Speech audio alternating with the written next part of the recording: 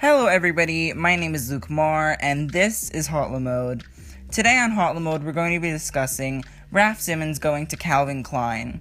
And I think it's smart for us to first discuss the history of Raf design-wise. So Raf studied industrial and furniture design at a small college in Genk, Belgium, where he was born.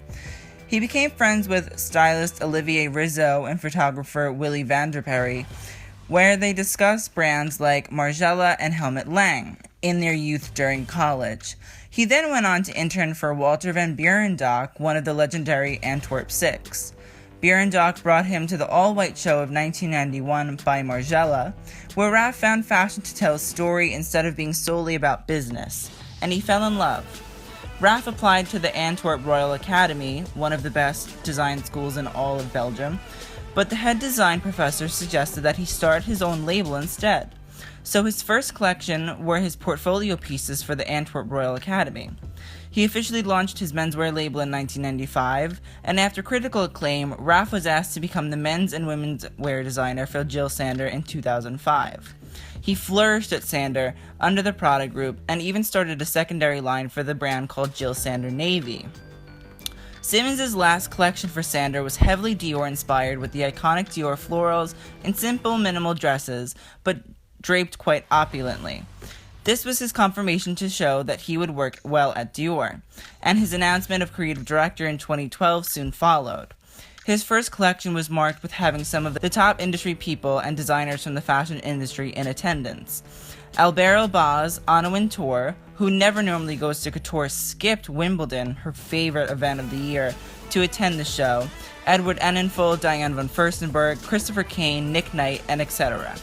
But while Raf's collections were critically acclaimed by the press, he also did not have full control of the creative process of the company.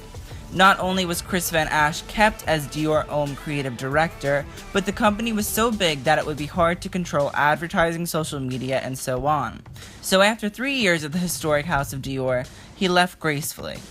Now Raf has been announced as the chief creative officer of Calvin Klein, following people such as Grace Coddington, previous creative director, and Calvin Klein himself. Raf felt that this creative process was just too much for him.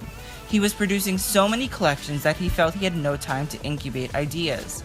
Francisco Costa, women's wear designer, and Italo Zucchini, menswear designer, were both mysteriously ousted by CK and led to the speculation that Simons would take the creative reins.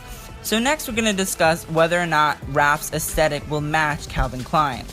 Raf is a minimalist. Both stints at Dior and Sander proved so. Raf created the minimal look associated with Sander, and even the opulent Dior couldn't get him to budge on his signature shapes and solid colors, which controlled the runways during his tenure. Calvin in America is a sportswear legacy. It is the perfect fit for Raf because he can transform the label into something great. Previously, the collections were popular, but with a name like Raf Simons, this could boost the brand with young people who love Raf.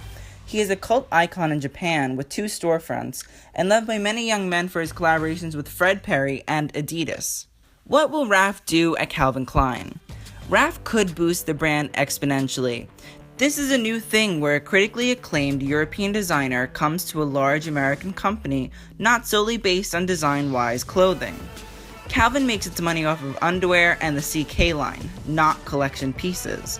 But Raf could start to make bags, a new it bag could give CK a good name, and work on shoes as well. We know they would be bought due to the Adidas and Raf collabs. The collection may not even be too expensive and could be affordable for younger people who have started to snap at the fashion market. This could also make New York Fashion Week a powerhouse. If Raf starts to show here and combine men's and women's wear shows like Gucci and Burberry, New York could start a resurgence as a fashion capital.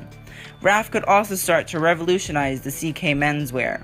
He could actually transform it to be more like his brand, which expels the cookie-cutter menswear usually seen from American houses. Please let me know what you think of Raf's decision to go to Calvin in the comments below. And please like and subscribe if you enjoyed this video and want to see more like it. Thanks for watching, and TTYL.